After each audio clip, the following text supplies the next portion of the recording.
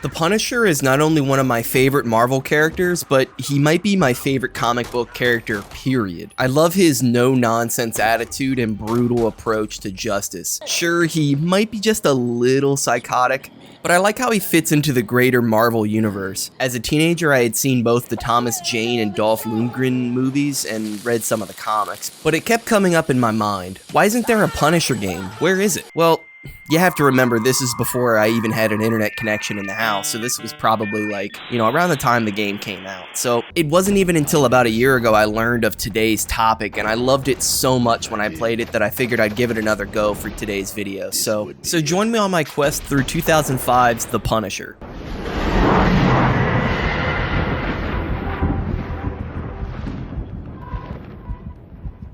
The Punisher released on January 17th, 2005 for PS2 and Xbox, and on January 18th, 2005 for PC. The game was developed by Volition Software of Saints Row and Red Faction fame, and it was published by THQ. The Punisher kicks off with Frank Castle in jail under questioning by two detectives. The majority of the game is told through flashbacks, with each mission serving as Frank's information to the detectives. In the beginning of the game, Frank is after the Nucci crime family, an Italian mafioso-type gang. As he continues to wipe them out, going higher up the ladder, up the food chain, Frank discovers that there are more players here than just the Nuccis. One of those players just so happens to be Jigsaw, a recurring villain in the Punisher series. So throughout the game, Jigsaw has been consolidating his power over the big crime families in New York, and Frank has inadvertently helped him by weakening his rivals. It's a fascinating story with not too many turns you won't see coming, but in my eyes, that's not really the reason you check out The Punisher. You come to expect a story of revenge. That's sort of the character's whole appeal, really, in my opinion. One thing I liked was seeing all of the other Marvel heroes and villains show up to either help you out or impede your progress. So you'll meet characters like Black Widow, Nick Fury, Iron Man, and a few others I won't mention today.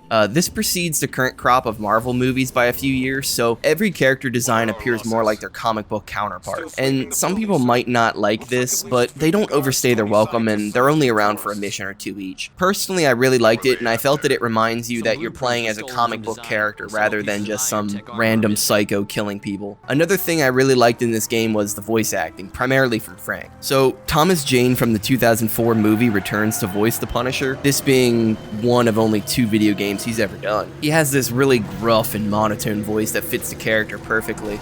New York City never changes. No one catches you when you fall.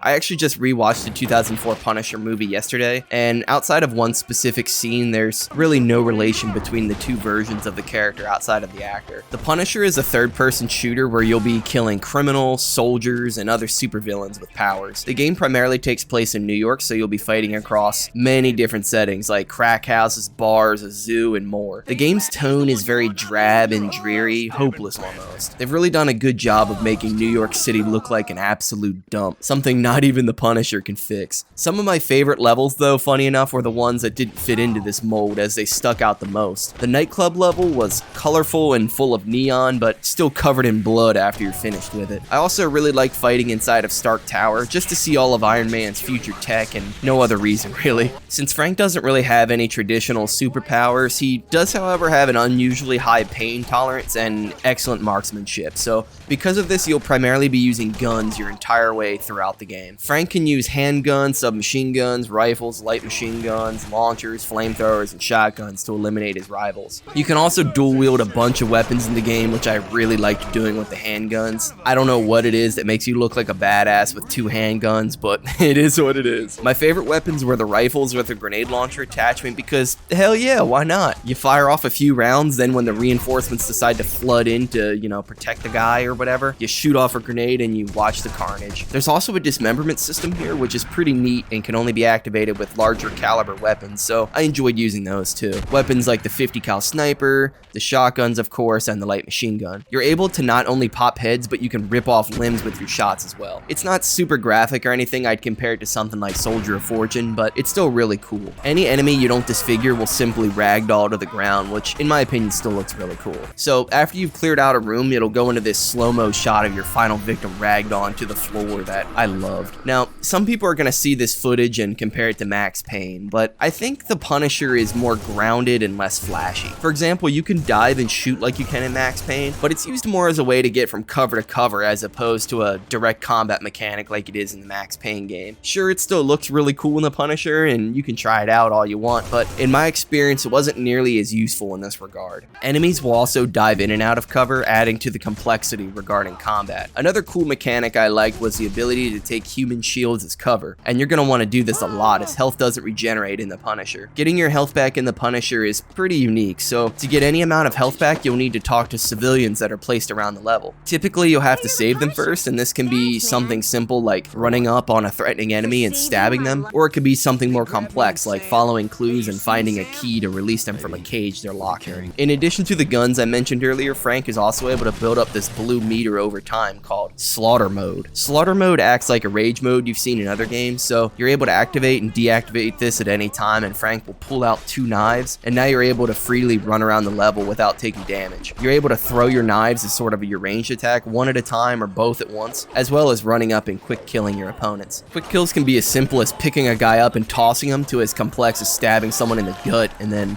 as they lurch over you, stab them in the back. I don't know what it is, but those kills where he just tosses someone around crack me up.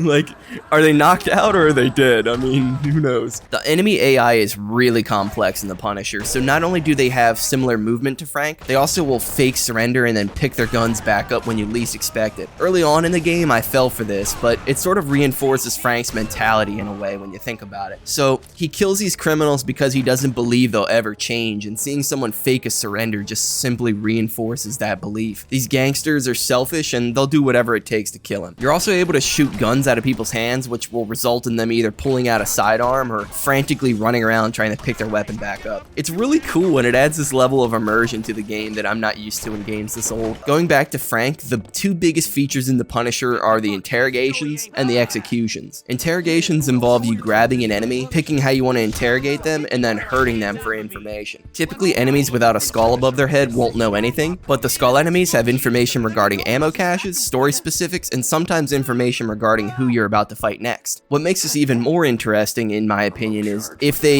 even agree to help you to begin with, sometimes they'll just run into the next room and warn their buddies you're coming. So you need to always be on your toes when you play the Punisher because you never know if you're going to be able to walk freely past a crowd or if you're about to engage in a shootout. Now, the standard interrogations are fine and all, but the environmental ones are where they get really interesting. So this is where the Punisher hits its stride, and there are so many creative ways to torture people in this game. Belt sanders, drill presses, incinerators, zoo animals. The list just goes on, but each of these are animated in a unique way, and I can't imagine how long this took. So the goal here is to get the blue bar here on the left to the little yellow section here and hold it there for a set amount of time. Complicating things, some interrogations might involve a moving object that you need to keep your victim's head or body parts away from. So, for example, this press machine here will lift and lower on a cycle. So you need to make sure you keep your victim's head out of the way as the press lowers, but do the opposite as it lifts. It's a fascinating variation and happens a few times throughout the game. So after this, your victim will either give you the information you're looking for or they won't. With this, you're now able to choose if you want to pull them away or just flat out kill them anyway. So getting information and then just killing the guy anyway seems like something Frank would do, and that's what I love about this game. It's 100% a Punisher power fantasy, and it really doesn't end there. You also have these environmental kills that skip the interrogations entirely. These aren't as common as the interrogations, but they're still pretty brutal as well. These might involve locking someone in a coffin with a grenade or tossing someone onto a large snake to be strangled to death. Anytime I saw one of these shining orange or white lights, I knew I had to try it at least once. Regarding the snake kill, I originally missed my chance to kill my first victim this way, so I went ahead and grabbed one of the soldiers up ahead and I dragged him back to the snake. Trust me, if you play the Punisher, you're gonna be doing this too. On top of just looking cool, successful interrogations and kills also add points to your total. The Punisher even has a multiplier, so it's important to keep the kills coming so you can acquire a higher score. After each mission, you go back to your apartment where you're able to spend these points and upgrades for Frank. These include health and ammo upgrades, as well as attachments for guns and more. You're also able to select your weapons for the next mission, but I typically stuck to what I had because the defaults were typically the latest and greatest weapons anyway, so you may have to replay the game to unlock everything, as I didn't on my first playthrough. So far I've only really praised the Punisher, so there has to be some things I didn't like about it. So first off, we have to talk about the repetition. The game took me just shy of 7 hours to complete, and while that doesn't seem like a long time, it certainly feels like a long time. So let me explain that a bit more. So as you start the game, you're killing gangsters in suits, no problem, no body armor, nothing. Any part of their body is susceptible to damage from bullets. Well, as time goes on, enemies will progressively start getting better and better armor as you start to fight paramilitary soldiers and things like that. So these guys are only weak to explosives and headshots. So more times than not, you'll be sitting back with a long-range rifle just tapping your mouse button to kill them. It's tedious and it'll test your patience, but not quite as much as my next complaint. There's a mission later on in the game where you have to hold out against waves of enemies. It seems okay, right? Well, the timer isn't 30 seconds. It's not a minute, but 4 minutes. 4 long and agonizing minutes against enemies with armor and powerful rifles that can quickly drain your health if you're not careful. On top of this, suited up enemies with flamethrowers will waltz in and blast you with a puff or two, which also quickly drains you. What I ended up doing was having to walk out of the room that you set the door in motion with, go back to the room you started in, and then just funnel them all through the entrance. Then when the timer was nearing its end, I quickly ran out and got to my destination. With no healing options, this mission can quickly derail your playthrough like it did for me. So it took me a good 4 or 5 tries to get it right, where the game returns to its usual difficulty afterwards. I haven't mentioned the bosses, and they were also somewhat of a complaint for me. So we fight a variety of bosses in the Punisher, some with power, some without. So the ones with powers either involve you dodging their attacks and filling them with bullets, or luring them into a compromising position where you shoot an explosive object around them. That seems pretty simple, right? Well, the bosses that don't have powers also require a ton of bullets to kill. The game explains that you have to hit them in the head because they're wearing body armor, so that seems simple enough, but you still have to mag dump their head to kill them. Where is the logic there? These fights are usually on the easier side, and that's really not my issue here.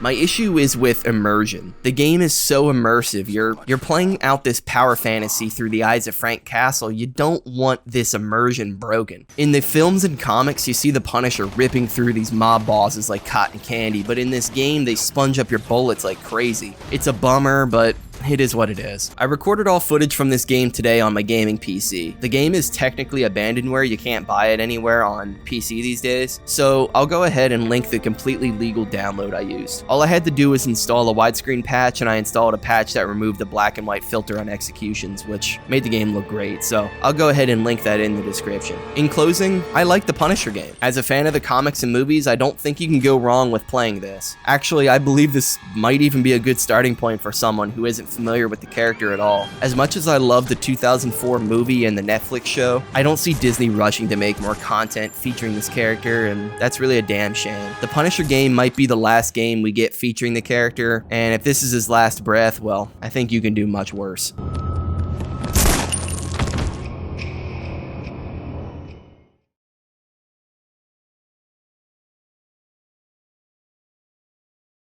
Thank you all so much for watching. I really do appreciate your continued support. If you're into this game, I recommend checking out my videos on the Manhunt series. Manhunt's tone is darker than the Punisher, but I think it's a game you'll still enjoy. Manhunt 2 is one I didn't like as much, but it's much more of a straightforward shooter like the Punisher. So, as always guys, have a good one.